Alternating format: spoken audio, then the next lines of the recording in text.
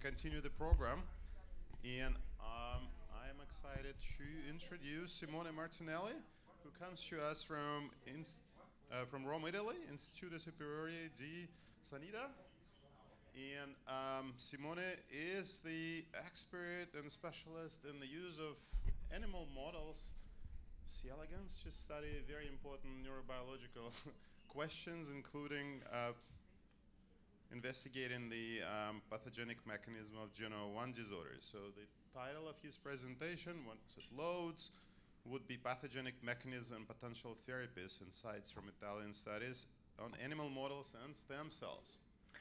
All right, Thank you very much, Kirill.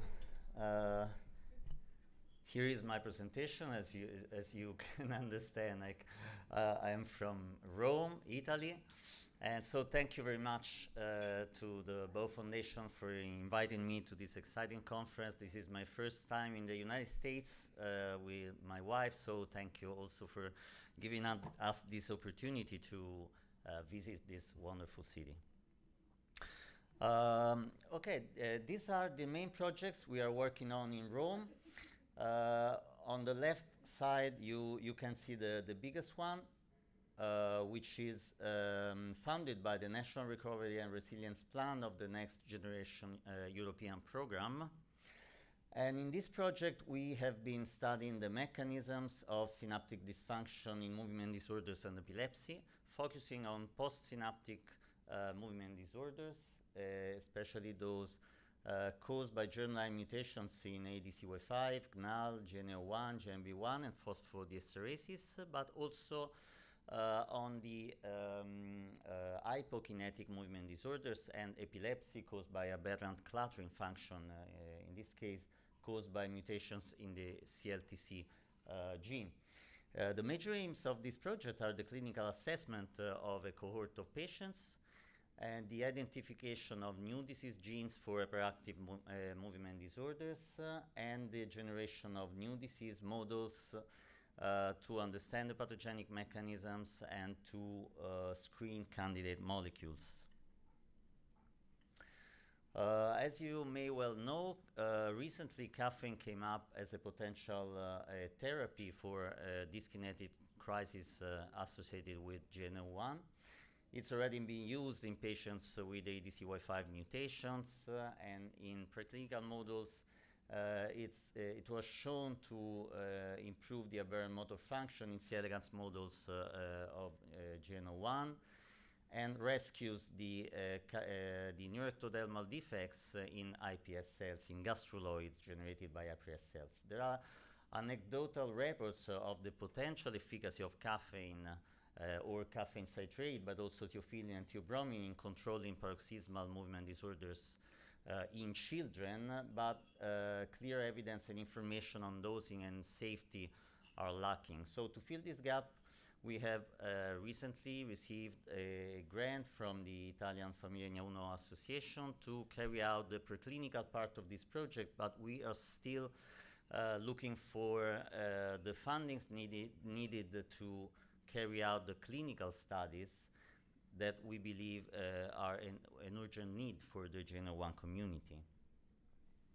Today, I will be sharing with you an overview of our preclinical data on iPS cells and animal models and C. elegans.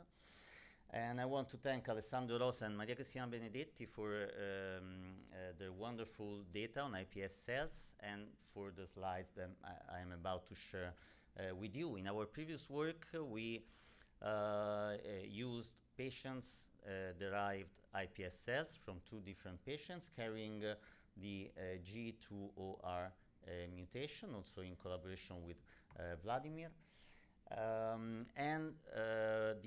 We also generated the isogenic control through CRISPR-Cas genome editing. But in this, over the last year, Cristina used the complementary approach. So she started from a control line derived from an healthy individual and introduced the S47 gene and E246K mutations into these cells, and then cells were differentiated into cortical neurons using this protocol that recapitulates the main steps of neural development. And in line with our previous data on the 203R mutation, we observed that neuronal precursor cells carrying these mutations show an altered neuronal differentiation, which is revealed by the lower expression of key neuronal progenitor markers such as PAX6, TBR2, nestin, and OTX2, and also strong downregulation of TBR1, but only in this mutant cell line. We also observe a general downregulation of Wnt signaling, and this is mirrored by immunofluorescence data showing a downregulation of nestin and PAX6 and a premature upregulation of MAP2, which is a neuronal marker. In addition, the beta-catenin is mislocalized at day 25 of differentiation, so there is a defect in the apical polarization of these cells with the aberrant formation of neuronal rosettes in both the mutant cell lines. Later on at D40, we observed a strong downregulation of TBR1 and MAP2, so markers of neuronal differentiation, of cortical neuronal differentiation, which is confirmed by RT-PCR data. And at day 50, we also observed a downregulation of GFAP, which is an astrocyte marker.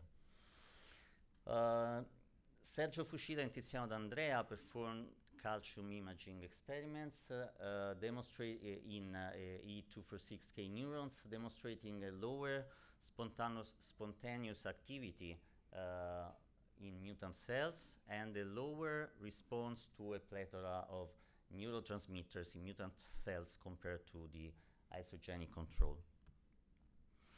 And the same phenotype can be seen at the level of a whole living organism. Here you can see the neuronal activity of the C. elegans head ganglia neurons, so the C. elegans brain, which is lower in E246K worms compared to the wild-type counterpart.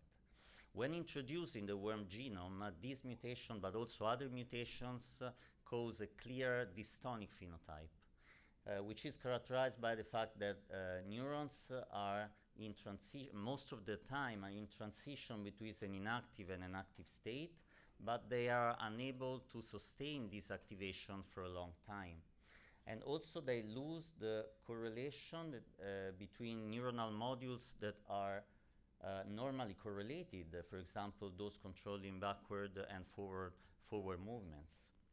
And remarkably, 1 hour treatment with caffeine is able to rescue or strongly ameliorate such a dystonic neurotransmission phenotype.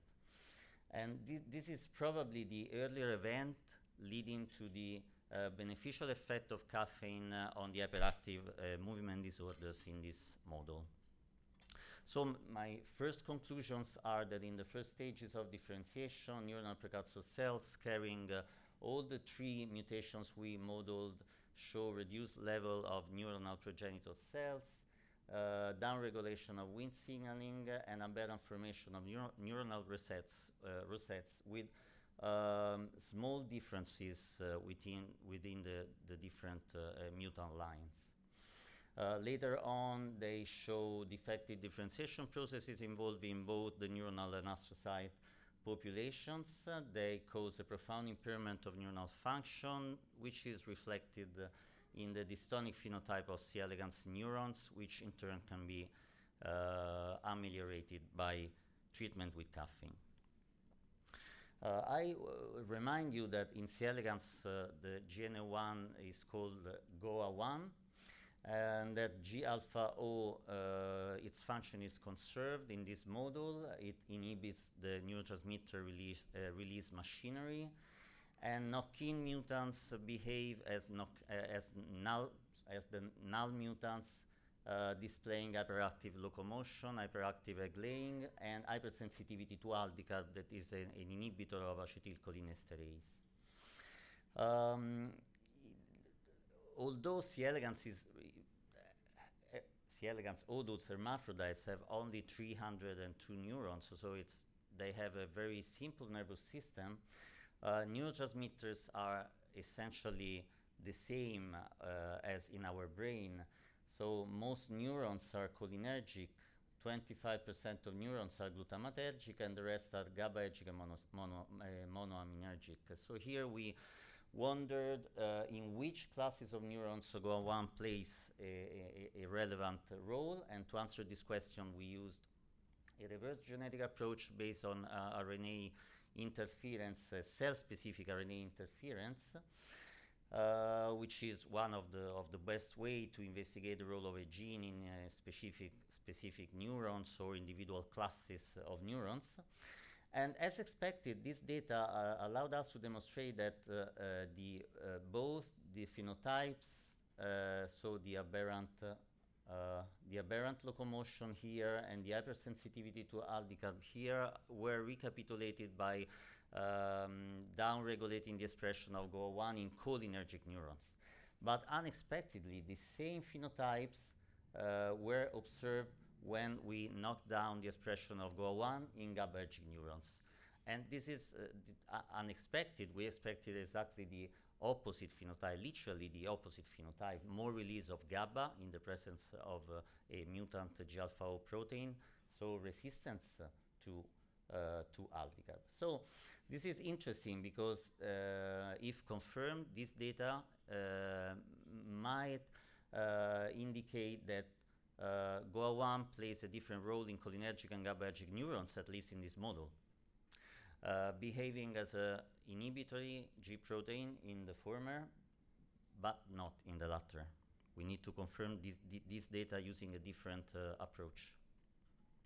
Another unexpected result was the light resistant to levamisole, which is a strong agonist of the nicotinic receptor, which generally is associated with a postsynaptic defect, and this got us thinking because G-alpha-O controls the release of neurotransmitters, which is a presynaptic phenomenon. So in collaboration with Manuela D'Alessandro and Jean-Louis Bessereau in France, in Lyon, we looked at the expression of the cholinergic and GABAergic receptors at the level of the neuromuscular junction, so on muscle, and we found a strong overexpression of the GABA-A receptor on muscles at the level of the dorsal nerve cord, but also at the ventral nerve cord of the animal. This is quite interesting because it's a completely new phenotype in the worm, but more importantly, we believe this phenotype could be related somehow to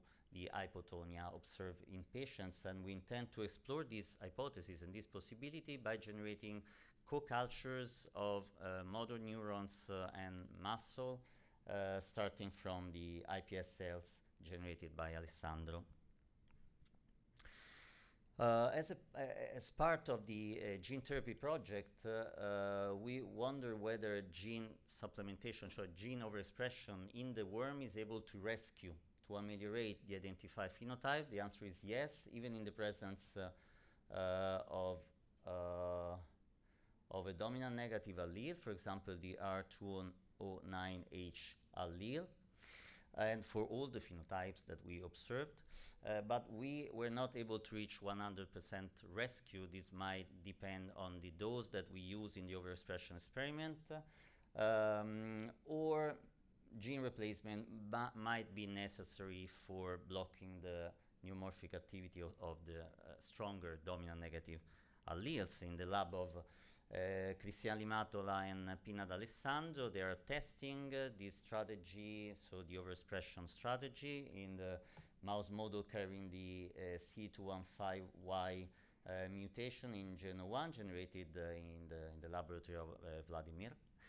And by delivering the wild-type allele into the brain of mice through ICV injection using the AAV9 vector. They have the colonies, and they expect to get the final results by January 2025. Finally, we also asked if we can use C. elegans to decipher the clinical meaning of variants of unknown significance. And so we modeled this variant as a variant associated with a relatively mild phenotype and also haploinsufficiency, and we found clear and consistent correlation between the genotype and the phenotype. So we think that not only is C. elegans useful for predicting the pathogenic effect of a VUS, but also for anticipating its clinical output. So if you came across a VUS in this gene, you are interested in studying it, please contact me. We are available to collaborate. So my message is that regardless the model system that we choose to use for our research, what really matters is the network that we are able to create between clinicians, basic researchers, and patients' families, and that's really the point. And I want to thank all the collaborators, especially Alessandro Rosa and Maria Cristina Benedetti for the work on iPS cells, and Martina for her great work on all the C. elegans projects, and also the funding agencies and the Italian Association of Patients and the Bell Foundation. And thank you for your attention. All right, thank you, Simone, for the very comprehensive work and for saving a lot of time. So we've got time for questions, but maybe I'll start with a question that came online. Maria Sais from LIMC is wondering, how was spontaneous activity in E246K neurons measured?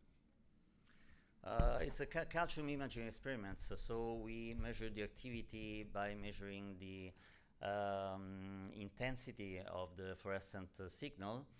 And we noted an interesting thing, because we have a difference between the three mutants. We analyzed 3 different mutants and the wild type strain, but we also have a difference among the 3 mutants. So we are trying to use the music we are transforming with the help of Enrico Lanza, he's a physics postdoc working at the IIT, to transform the fluorescent signals from different neurons into music.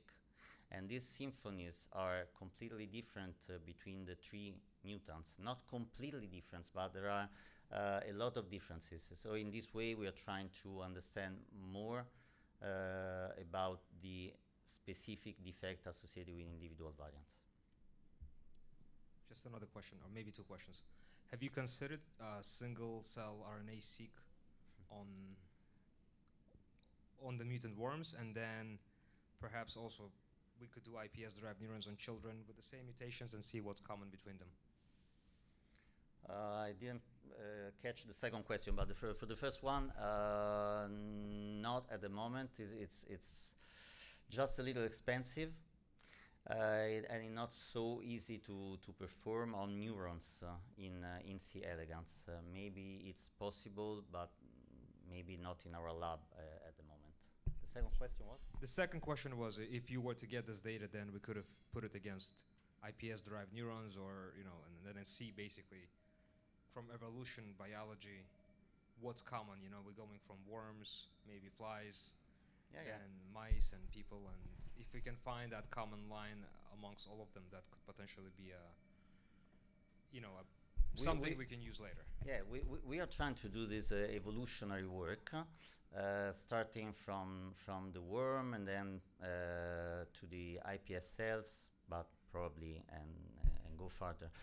There are a lot of processes that are conserved, for example, between in neurons in worms and in iPS cells. For example, this phenotype that I show you, that we noted in iPS cells, that was confirmed then in worms. This is interesting because we see a lower spontaneous activity. Now we are going to perform experiments, not